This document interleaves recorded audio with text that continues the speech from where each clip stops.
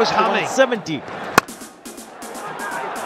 Shamim Hossain Patwari BPL এর প্রথম রাউন্ডের শেষ ম্যাচটা বরিশালের বিপক্ষে ঠিক যেখানে শেষ করেছিলেন, আজ প্লে অফের এলিমিনেটরে ম্যাচটা ঠিক সেখান থেকেই শুরু করলেন শামীম।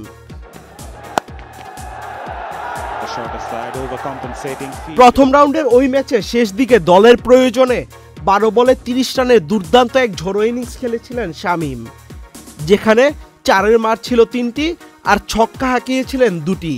স্ট্রাইক রেট ছিল 250। আজ এলিমিনেটরের প্রথম ম্যাচে ফরচুন বরিশালের বিপক্ষে 5 ওভার 3 বলে মাত্র 34 রান তুলতে 4 উইকেট হারায় চিটাগাং কিংস। দলের এমন বিপর্যয়ে শামীম হাল ধরলেন, খেললেন দুর্দান্ত এক ইনিংস। 29 বলে 6-4 ও 2 ছক্কায় হাফ সেঞ্চুরির দেখা পান বাঁহাতি এই মারকুটে ব্যাটার।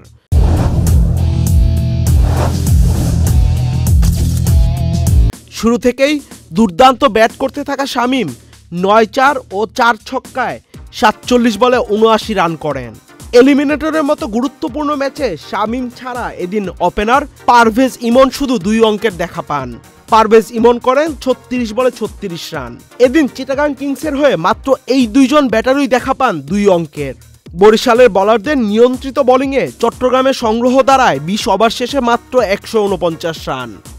মোহাম্মদ আলী বল হাতে তুলে নেন 5 উইকেট, এর মধ্যে 4টি উইকেটই আসে 19তম ওভারে। পাকিস্তানি এই অভিজ্ঞ পেসার নিজের নির্ধারিত 4 ওভারে 24 রান দিয়ে তুলে নেন 5 wicket. Ahmed Shafi, channel I.